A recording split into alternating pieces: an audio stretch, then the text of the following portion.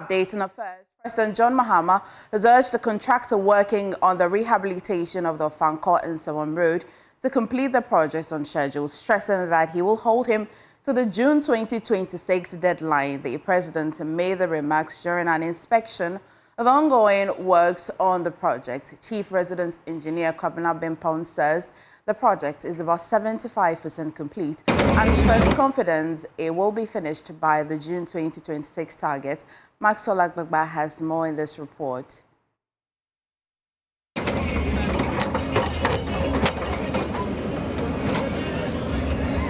For weeks, the contractor had abandoned the project over delayed payments by the previous administration. The contractor returned to site after receiving the outstanding funds from the current government. For weeks, the deplorable state of the road, one of the busiest corridors linking Accra to the Ashanti region, had drawn sharp criticism from motorists, residents and transport unions. Roads and Highways Minister Kwame Agboja says government has fully settled its financial obligations to the contractor. He stated that government will hold the contractor to his commitment of completing the project by June 2026. Mr. President, at the time you took office, the contractor raised a certificate of almost $78 million before NPP left power, and they did not pay him. So it was surprising that just after you took office, people were expecting that what they could not do all over that period, you will do it. But guess what, Mr. President, you did it. As of today, Mr. President, every certificate owed the contractor on this project has been paid entirely. So we don't owe the contractor any amount on this project. And I want to hold the consultant to his work that by second quarter next year, this project should be completed, because the physical progress is about 75%, and then financial performance is even slightly ahead of that. What it means is that there's enough resource for the contractor to continue and complete this project. So we are very grateful for your leadership. Chief Resident Engineer of the project, Kwabena Bimpon, says they are almost at the stage of asphalting the section that sparked concerns on social media. He noted that about 75% of the project has been completed and expressed confidence that the contractor will finish by June 2026.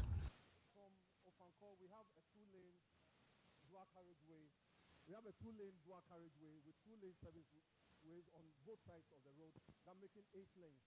And then we jump over, the carriageway, and then two-lane service roads, making 10 lanes. Now we have a number of, we have one interchange here at Amasom, and that is where we are presently. It is a 3-tier interchange, and then when we get to Kobiman and Media, we have overpasses. The extension of time that we've given to the contractor to next year, around the second quarter, we should be done.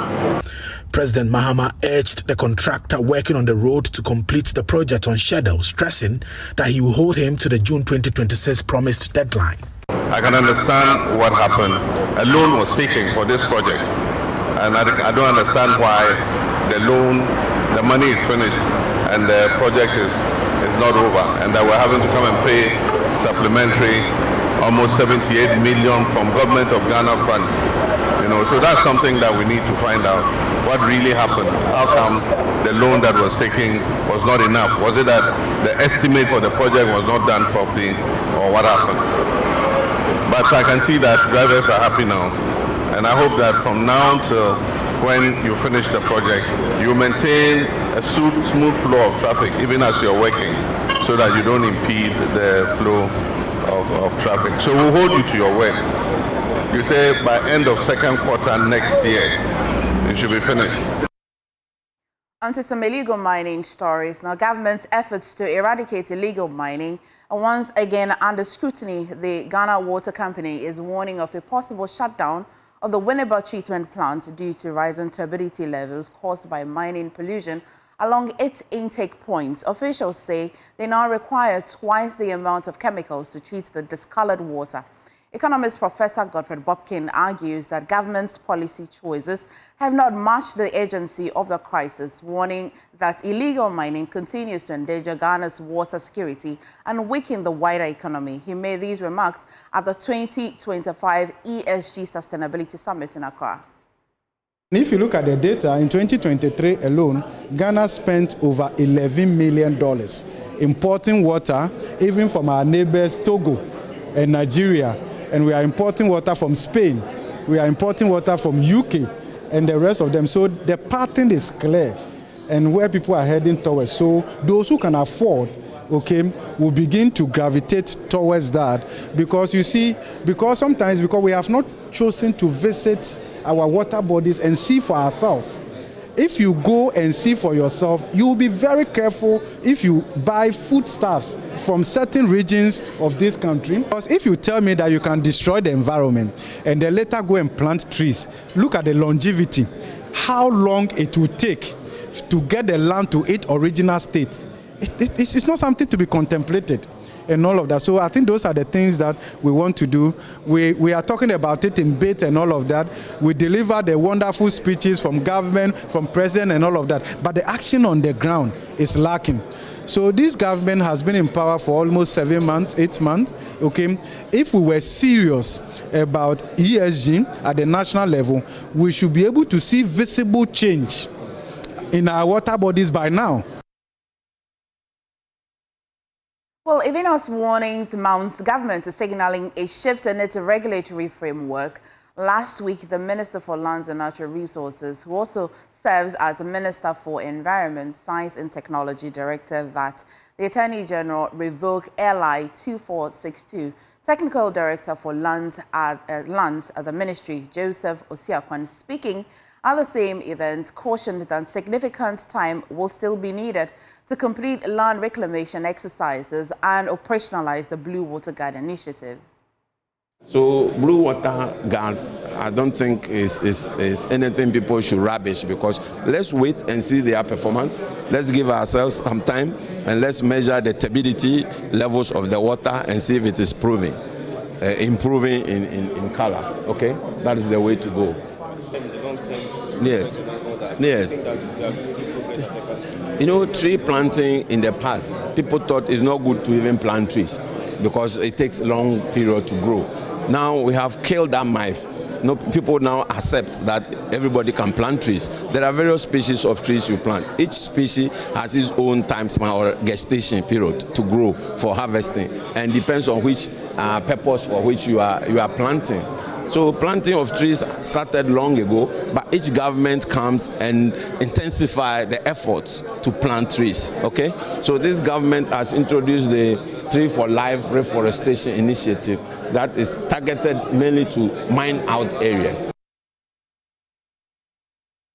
Now, as the fight against illegal mining intensifies, the Ministry of Environment, Science and Technology and Innovation has stressed that the marine climate mandate should be codified in the Environment Impact Assessment to ensure the safeguarding of the environment, as the United Nations Convention of Laws of the Nations indicate.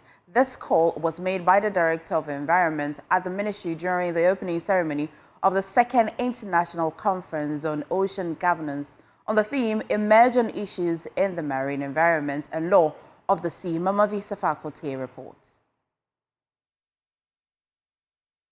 The opening ceremony of the second International Conference on Ocean Governance, held at the School of Law Auditorium, University of Ghana, brought together stakeholders to find lasting solutions to the environmental threats destroying ocean life.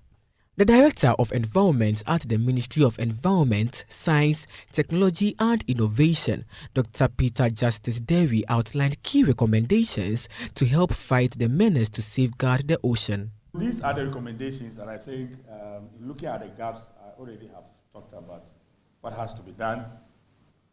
So marine climate mandates should be codified into the EIA and the marine special planning regime to ensure good environmental stewardship on the ocean. Then clarify carbon ownership. Legally defining carbon units and ownership brings clarity for all stakeholders involved in the marine climate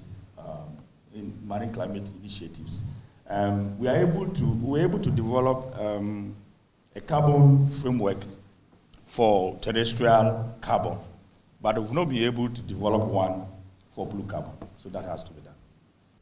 Audrey Gray, Open Government Partnership Fellow Samuel Alesu Doji, emphasized that illegal mining represents the most severe form of marine pollution, posing a greater threat to aquatic life than other types of environmental contamination. But if you look at the general framework within which the pollution framework is built, you can also tell that, especially when you look at Article 207 of the UNCLOS, that there's a strong correlation and understanding that rivers are considered a key passage through which contaminants enter into the marine environment. And the point being made here is that Galamsey is actually the height of marine pollution.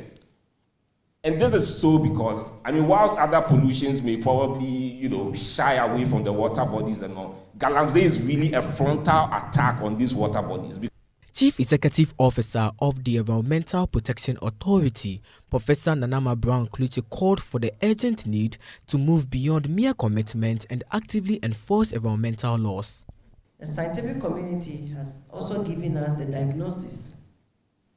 Now it is up to us, the global community, to act on the knowledge provided to us. Addressing this crisis demands a robust and collaborative response through our legal and policy frameworks. We must move from high-level commitment to enforcement, on-the-ground action. At the international level, the United Nations Convention on the Law of the Sea provides a fundamental framework for ocean governance. The time for deliberation is over. The time for action is now. As stakeholders converge to tackle the growing menace of illegal mining, experts agree that commitment alone is no longer enough. Enforcing environmental laws and holding offenders accountable is critical to protecting Ghana's marine ecosystems and securing a sustainable future for generations to come. Mamavi Sefakote's report read to you. And I'll take you to Cape Coast, where the University of Cape Coast and its Vice-Chancellor, Professor Johnson Nyarko Wampon, has urged higher education institutions to prioritize and invest in infrastructural development, even in the face of limited financial resources. Speaking at the commissioning of newly constructed staff buildings at the University of Cape Coast, Professor Wampon cautioned institutions against the over-reliance on external aid, which stall growth and undermine the delivery of quality education, calling for a proactive approach to resource mobilization and project execution. Abigail Eselin-Nkrumah has been following and has brought this report. Healthcare services at the University of Cape Coast is seeing a facelift following a donation of an ultrasound diagnostic system by the Vice President. Presenting the equipment to the hospital on behalf of the Vice President, the Central Regional Minister, Adriamoe Kolpin-Inotri, indicated that the donation comes on the heel of a request by the hospital. We had discussion about how the teaching hospital, the only teaching hospital you have in Central Region, is overwhelmed with OPD issues. And there was the need that we have to equip the smaller health facilities so that they will take care of the primary issues while the university will handle the further issues. And so what came to mind first was the university health facility and then Cape Coast Metro Hospital. And so when a call came that they needed this ultrasound, diagnosis system, she felt that it was the right time to do presentation. And so unfortunately, she's not able to do it today, and I had to stand in for her. So today we made a presentation of that equipment, and we believe that the hospital is going to put it to good use. He also advised the hospital's management to provide quality health services to its patrons and pledged government support for the hospital. I reminded the management of the institution that they should be aware that the facility is no more serving, as it were, the university students, because now the catchment area is bigger than the university community, and so they need to have their games by ensuring that they give, top-notch health services. And so Healthcare services at the University of Cape Coast is seeing a facelift following a donation of an ultrasound diagnostic system by the Vice President. Presenting the equipment to the hospital on behalf of the Vice President, The Central Regional Minister, Ofankor-Nsawam, indicated that the donation comes on the heel of a request by the hospital. We had discussion about how the teaching hospital, the only teaching hospital you have in Central Region, is overwhelmed with OPD issues. And there was the need that we have to equip the smaller health facilities so that they will take care of the primary issues while the university will handle the further issues. And so what came to mind first was the university health facility and then Cape Coast Metro Hospital. And so when a call came that they needed this ultrasound, diagnosis system, she felt that it was the right time to do presentation. And so unfortunately, she's not able to do it today, and I had to stand in for her. So today we made a presentation of that equipment, and we believe that the hospital is going to put it to good use. He also advised the hospital's management to provide quality health services to its patrons and pledged government support for the hospital. I reminded the management of the institution that they should be aware that the facility is no more serving, as it were, the university student, because now the catchment area is bigger than the university community, and so they need to have their games by ensuring that they give, top-notch health services. And so we are not going to end here. This is not going to be the first or the last. We believe that the idea that it's... We apologize for the wrong inset earlier, but moving on, Ghana's tourism sector is going digital. The Ghana Tourism Development Company has introduced 2 new platforms aimed at connecting service providers with consumers and attracting investors into the industry. A stakeholder engagement dubbed the Big Tourism Conversation was organized in Accra to gather feedback ahead of the official launch next month. Joy News' Nola Kariniyali was at the engagement and has this report. This is a government marketplace, and being a government marketplace, it has monopoly over even foreign OTAs like Booking.com, Get Your Guide, and TripAdvisor, HomeAway, and so on and so forth. But we need to embrace it. We need to come on board. We need to understand how this platform will serve as a bridge between the service providers and the customers. Words of Deputy CEO of the Ghana Tourism Authority, Abeku Santana, capturing the excitement at the launch of 2 new digital platforms in Accra. So we are creating one of the largest tourism investment portal you can ever think of. The 261 districts, we're going to map them out here. One of them is the Ghana Tourism Marketplace, a user-friendly interface that brings together accommodation, rentals, flight, shops and tour operators. Professor Kobi Mensah is CEO of the Ghana Tourism Development Company. And then we have payments and reports. So we have a very huge report partner. I think if this is successful, we don't have to wait for end of year. We can daily know how much is coming to the tourism sector. The second platform, the Ghana Tourism Investment Platform, is tailored to market potential tourism site and development project, positioning Ghana as an attractive destination for global investors. Okay. So currently we've covered Galosota, and we're there. We give you an update on the development type. So we say that it's undeveloped. Infrastructure is good, 75%. Topography is a flat terrain. Revenue, 5 streams to make money. So you can go to the full version. We give you an overview of the area, what it can be used for, what it is, etc. Both platforms were developed by Ghanaian tech firms Creative Bibini Limited in partnership with the GTDC. Here's Eugene Alote, a co-founder and software developer at Creative Bibini. So this is mobile friendly. You can use your mobile devices to access it. Website, your laptops as well. We are working on something that you'll be able to use your WhatsApp also to access the platform. Once we have the vendors on board and we have a great database, we're able to integrate this with WhatsApp. You can just chat with it. I want to go to Asemanso, and then you make all your payments through the WhatsApp platform, because we know that that is the most used platform right now in the world. At the engagement dubbed the Big Tourism Conversation, stakeholders were given a live demonstration and encouraged to share feedback to improve the tools ahead of their official launch next month. Yes, I'm very impressed with what I've seen so far, and I'm hoping that it works to perfection. I think it'll help level the playing field for Ghana. With Ghana seeking to position tourism as a leading driver of economic growth, industry players believe these digital platforms could not only enrich visitor experiences, but also attract much-needed investment into the sector. For Joy News, I'm Noella Karen-Yali. You're watching the news on the AM show. Time now for some business updates, and Kujo is on standby.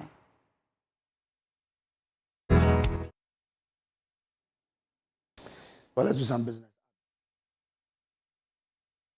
Business community, have been talking about how inflation will be impacting their businesses. And they say the Bank of Ghana has no justification not to reduce the policy rate in their next MPC meeting following the marginal drop in inflation for the month of August to 11.5% from the 12.1% recorded in July 2025. According to the Ghana National Chamber of Commerce and Industry, the consistent drop in inflation is enough reasons for the Monetary Policy Committee to reduce the rate further. Speaking to Joy Business, CEO of the Chamber, Mark Bedu Abuaji, expressed optimism the committee will review the lending rate to reflect in the cost of borrowing.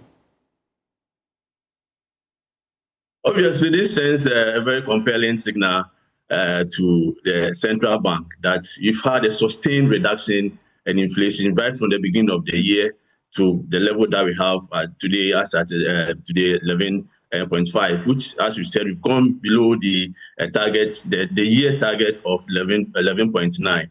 So, if they, assuming that the central bank uses 11.9 as their measure for putting the policy rate that high, now there's a reason why they should reduce it. So, we will still appeal to the central bank that all indicators, all macroeconomic policy indicators, point to the direction that the central bank should continuously ease the monetary policy rate, and that, of course, will translate into a lower interest rate for businesses. So we are expecting that the next monetary policy committee meets review. The central bank will look at the data, will look at the current inflation rate, will look at what is happening within the exchange rate market, will look at other indicators, and we are very optimistic that the central bank will reduce the policy rate further for businesses. Well, the country's record earnings from gold exports may not be ending soon. This is because the price of the precious metal continues to increase on the market. We have more in this report. Gold prices have reached more than $3,500 yesterday as investors sought to protect their funds due to the current global economic uncertainty. And there are strong indications that demand will be going up in the coming days, a move that could push prices up again. Recent World Bank report has shown that Ghana's strong economic recovery has been influenced by soaring gold prices. The country's earnings from gold reached more than $8.3 billion in the first 6 months of this year. It has helped boost Ghana's international reserves, a development that could help in stabilizing the Ghana cedi going forward. Some analysts have argued that with the rising gold prices, that should help Bank of Ghana fast-track the process of hedging gold prices on the international market.